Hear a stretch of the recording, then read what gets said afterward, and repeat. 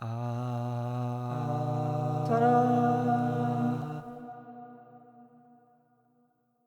My super secret spaghetti business plan. I'm going to let you in on a secret if you promise to not tell anyone. Are you ready? Sitting comfortably, ready to not fall off the chair, maybe even clutching the edge of the table? Okay, here goes. I'm going to try to build as many plausibly good products as possible and see what sticks. I believe it's actually called the spaghetti business plan. You throw spaghetti at the wall, hope that maybe just one tomato sauce covered spaghetto will stick to the wall, and eat it, I guess. The metaphor breaks down easily. Okay, dear reader, at this point you may already be thinking, that's all well and good, but it sounds a bit stupid and not very original, so why should I care? And you would be right. Luckily, I've been giving it a bit more thought. I have thought about constraints. I think the spaghetti method is a viable one if you add some constraints to it. Spaghetti constraints? Something about the recipe? It's a terrible metaphor. If I just build whatever comes to mind first, I'm probably going to set myself up for swift and deserved failure. All things creative, including product ideas, need constraints. But adding constraints too early is also an idea generation killer, in my experience. It's good to get the wild ideas that are definitely not viable in our real world, but which may contain a grain of something good. Something that sparks a new idea or can be combined with grains from other weird ideas to create something worth making. So what are those constraints you may be interjecting right about now? Could you please get to the point? To that, I would answer, yes, I will get to the point, but there's something we need to get out of the way first. I have thought about my values too. The world is absolutely stuffed with shit software no one really needs, or worse, which is actively making the world a worse place, burning time, money, and energy in the process. I'm looking at you, blockchain technology. Go read some Molly White if you're not convinced about that one. But it's not just the blockchain, there's a lot. I want to create something useful, valuable, maybe even beautiful, something that brings joy and a bit of silliness to the table. I'm not going to create the next real-time ad auction platform or something that will suck people so close to their phone screens they have an outline of the frame on the skin of their face. We as software developers have a responsibility to not add another poo to the pile of bullshit. Does that make me sound like some dirty love and harmony hippie? That's okay. I have long hair. Back to the constraints. Idea matrix. Whew, okay. Thanks for sticking with me after that short rant. Where were we? Constraints, right. I have something I call an idea matrix because it sounds way cooler than a spreadsheet with ideals. Call it the spaghetti grid. But that's essentially what it is. The first column is a short description of an idea, just long enough so I can recall what it's about. Then there are 5 additional columns, which each get a rating from 0 to 3, where 3 is best. 1. Profitability. Do I think I could make money building this? I love building things for fun, but I also like living somewhere and eating and buying the occasional Eurorack module or guitar pedal and having toilet paper. Love that stuff. 2. Demand. Do I think many people would actually want this, or would it be just for a tiny niche, or maybe even mostly for myself? 3.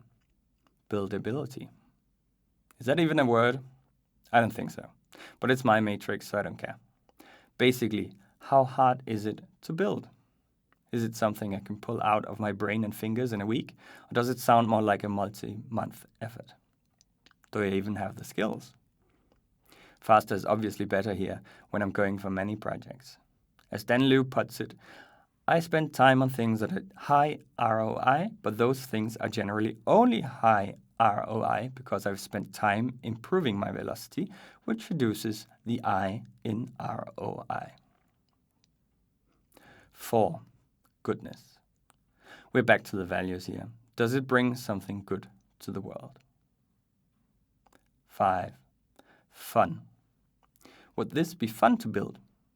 If I won't enjoy it, I'm unlikely to stick to it long enough to see it go anywhere, so I might as well not bother. This is where my ideas go. The good, the bad, and the plain old stupid.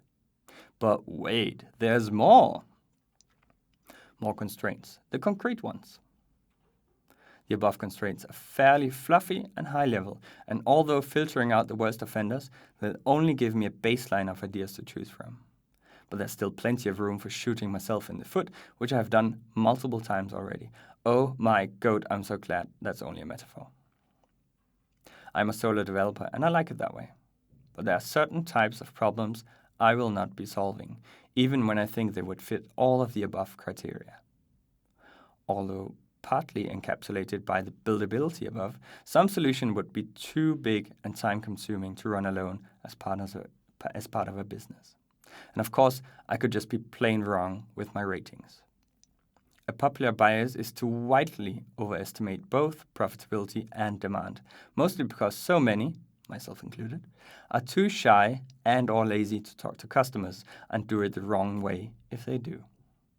So I have some additional constraints, or at least guidelines, that help me remember the right direction to go. 1. It has to be for an international audience. The world is so incredibly big, it is hard for our small brains to fathom. I used to think that I would really like to build software for people in my home country, Denmark. But it's a tiny country of just 5 million people with our own tiny language, and although possible, I find it unlikely to succeed if I limit myself to roughly 0.0625% of the world population. The internet is a wild, worldwide invention. I should take advantage of that. 2. It has to be self-sign-up. I'm not going to start spending literally months on sales processes for B2B software to land customers, however lucrative. I would not enjoy it, I would be bad at it, and it would mean a lot of risk. Let people self-select for my product instead. 3. Closely related to point 2, I have to decouple my time spent from value added to the world. That's my main gripe with software consulting, which I also do. I get paid for the time I put into something, and when I stop putting time in, I stop getting paid. I want to create something that can grow and prosper without being linearly tied to my working time. Every business person reading this will probably laugh at this insight, but it's actually something I have to remind myself of. I'm just a nerd. 4. There's a massive amount of luck involved. Probably more than I think, so I need to get more lucky. Not sure how I'm going to solve that one yet, but it may involve the ceremonious sacrifice of a Llama 3 model on my computer. Writing about it. Even if nothing I build takes off, I have a fallback plan. You're looking at it. I want to write about the things I do, my successes, my failures, hopefully some insights along the way. If nothing else, I'll be your singing and dancing software and business clown. Weird circus, employing that one. I've been convinced that writing is a high ROI activity, and it can just be about the things learned and things built, and still be quite valuable to readers. You never know what posts take off and which don't. We're back to the spaghetti method, this time of blog posts. My first post on this blog, Go is my hammer and everything is a nail, got 25,000 visitors in the first few days. I did not expect that. And that, dear reader, is my business plan. Do you like it? Do you hate it? Are you indecisive but intrigued?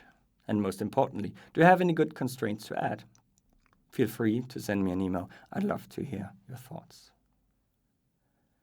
Spaghetti with oil, garlic, chili, and parsley. A parting gift if you made it this far, my favorite spaghetti recipe. You'll need olive oil, 2 to 3 cloves of garlic, 1 to 3 chilies, depending on strength, a handful of flat leaf parsley, Parmesan or Pecorino cheese. Boil the pasta. You can do it. Chop the garlic, chili, and parsley. Fry the garlic and chili in a pan in olive oil, but don't let the garlic turn brown. Add the parsley and fry it together for a couple of seconds. When the pasta is ready, turn it in the olive oil mixture and add some grated cheese. Serve immediately and enjoy. Goes well with some freshly ground black pepper as well.